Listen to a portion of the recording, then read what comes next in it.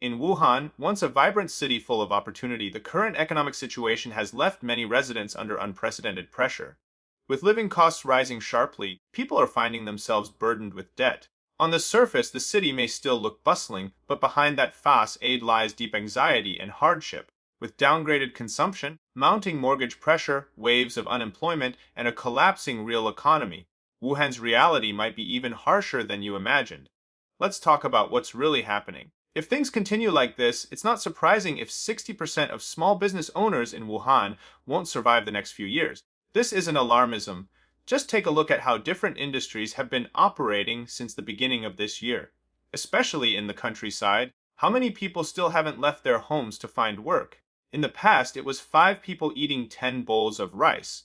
No matter how much you gave them, they could finish it. Now it's 10 people sharing 2 bowls of rice. Someone's bound to go hungry. Look around at the shops and businesses along the streets. How many are still doing well?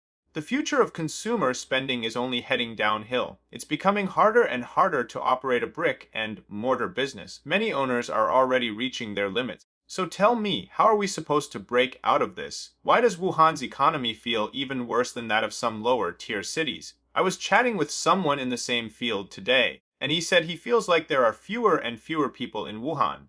Many homes are sitting vacant because they can't be rented out.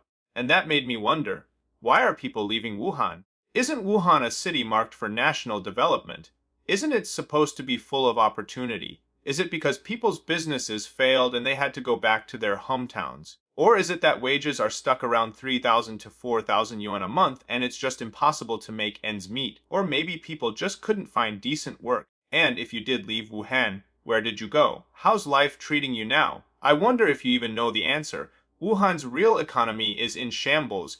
You might not believe what I'm saying. But look inside the malls and shopping centers, there's hardly anyone there. Major companies are laying people off or slashing salaries. Smaller companies are teetering on the edge of collapse.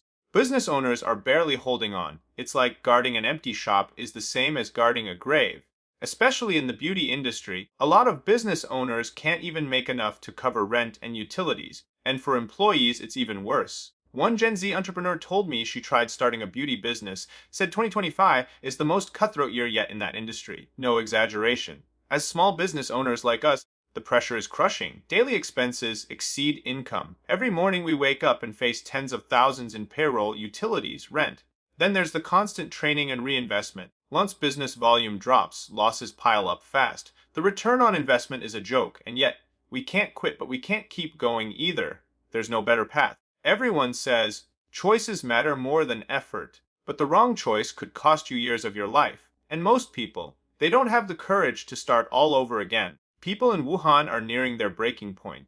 The city's shiny image, all smoke and mirrors. I'm not trying to sell anxiety. Just look at the traffic jams every morning and night. Look at the crowds in shopping districts. But in reality, everyone's wallet is already empty. Monthly income, barely over 4,000 yuan. Yet people are still forced to pay 10,000 in mortgages and car loans. Credit cards are maxed out and juggled from one to another. Mass layoffs and salary cuts are happening left and right, just like dropping dumplings into boiling water. And small business owners, even worse, one guy opened a milk tea shop and lost over 200,000 yuan in just 3 months. A few days ago, he sold off his equipment for a few $100 scrap metal prices. Honestly, in Wuhan today, 8 out of 10 people are carrying at least 200,000, 300,000 yuan in debt. Just to maintain credit, even young people are getting blacklisted by online lending platforms. Here's a shocking number out of 100 people. How many can actually save money? Maybe not even enough to play a game of mahjong. This is not fear-mongering. This is the brutal reality people are surviving through.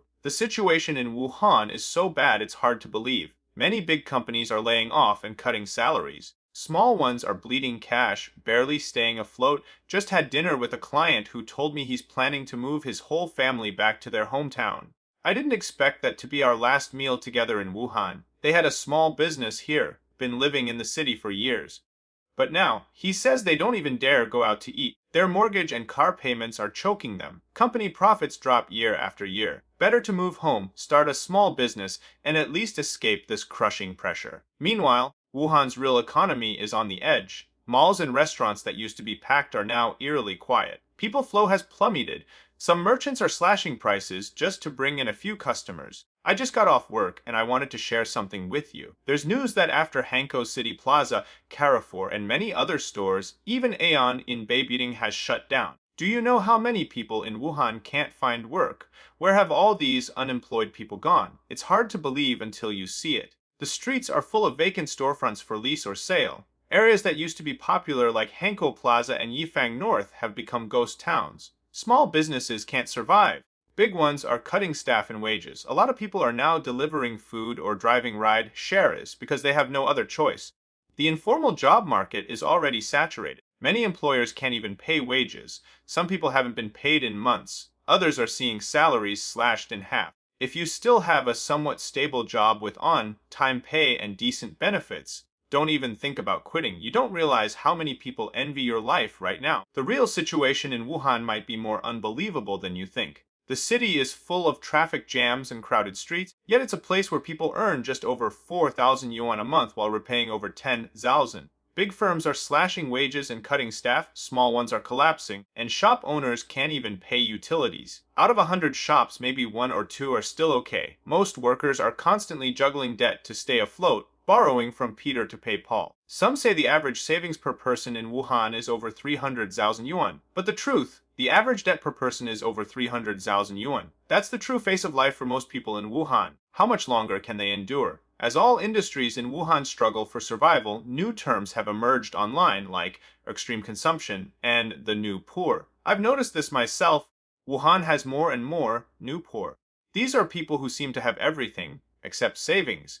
They look polished on the outside, but their wallets are emptier than their expressions. They're living on credit, maxed out cards, and buy now, pay later apps. Driving cars worth hundreds of thousands, but can't afford 300 yuan for gas. It's absurd. In the past, being poor meant going hungry. But now, poverty is invisible. These people post glamorous lifestyles on social media, flying here and there, eating seafood buffets one day and instant noodles the next, skipping an egg to save money.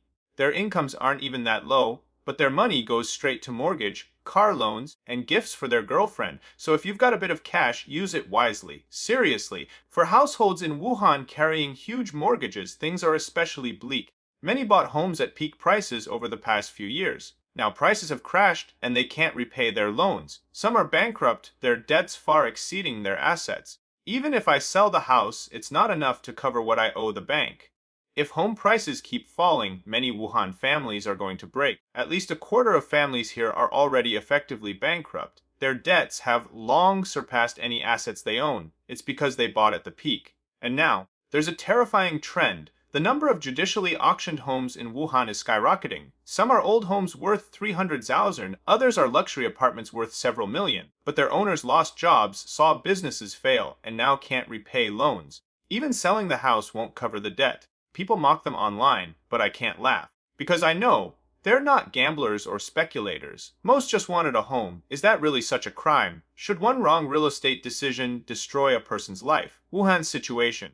You might not believe it. Fruit vendors crying, meat vendors crying, restaurant owners crying, even food delivery drivers and ride-hailing drivers are crying. And those of us working in finance, we're crying too. It's terrifying. Wuhan's unemployed population has exceeded 1 million. That's 1 in every 3 people just walk down the street. Online drivers and food couriers are everywhere, competing to grab orders faster than anyone else. Clothing shops are closing down one after another. The liveliness of the past is gone, replaced by the heavy sighs of desperate business owners. In such difficult times, if you have a stable job, don't quit. Even major firms and public institutions aren't safe anymore. Layoffs and salary cuts keep coming. With massive loans hanging over their heads, people don't dare resign. Office buildings are half empty now. Stores along the streets are shutting down en masse.